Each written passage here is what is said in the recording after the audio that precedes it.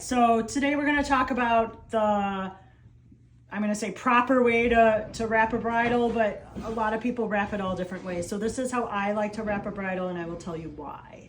So you start with the throat latch. You want to come across the front of the throat latch. As you go, we're figure eighting the throat latch. As you take the throat latch behind the bridle, you loop it through the reins. So the buckle of the reins is going to hang on the throat latch. Then you come back around, thus making the figure eight, and put the throat latch through the keepers. Now, if you buckle it, it's better to do through the keepers, because if your bridle's going to sit for a while and you put the buckle on it, that could cause a crease, and then that's a point where it might break or dry out. All right, so I have the throat latch done, the reins attached to it. Then I bring the noseband around the outside, and I just go once, and again, I go through the keepers. So a lot of times you'll see bridles that are wrapped up super tight and everything's wrapped around. So why I don't do that, there's several reasons.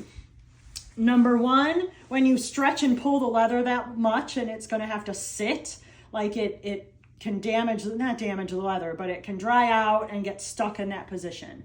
Number two, like I don't want to have a super tight noseband, right? So if it's been double or triple wrapped and then I go to unwrap it and put it on the horse, it's a wonky shape. Like it's not shaped well to the horse's nose, and it's not going to lay well against their face. So if it's wrapped like this, it's more equal to how the horse's shape of their head is. So then when I put it on, it's gonna lay well.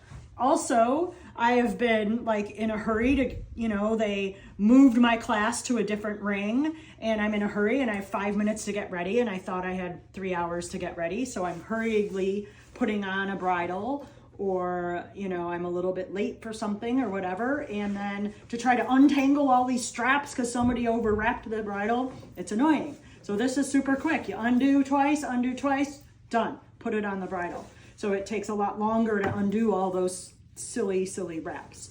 So if I need to store this in my show trunk to take it to the horse show, then I just take the reins, hold it up, and boom, it can lay in a bridle bag or lay in my bridle trunk.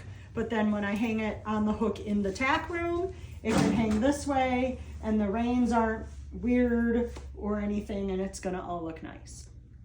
So now we're gonna wrap a bridle that has a figure eight noseband, and this applies for any sort of noseband flash or whatever. So throat latch, we're gonna figure eight the throat latch. So throat latch comes around the front, you bring your reins up, put the rein buckle over the back of the throat latch, and then that buckle hangs on the throat latch. The throat latch comes back around to the front, and you put the strap through the keepers. That if you buckle it, sometimes if the tack sits, it can crack. And also sometimes the keepers can, shrink if they have gotten wet in the rain, or, you've had to show in the rain or whatever.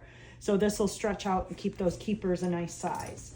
All right, so throat latch is done. Then the noseband comes around the outside, and I just go one single time through the keepers. So some people, again, will wrap these all kinds of times up, and to me, that misshapens the noseband, and it won't lay right, and it takes much too long, in my opinion, to unwrap. So there we have throat latch figure eight, just buckled smoothly, reins hanging, and then this will hang nicely in your tack room. If you want to fold it and put it in a bridle bag or in your bridle trunk at the show, then you have this.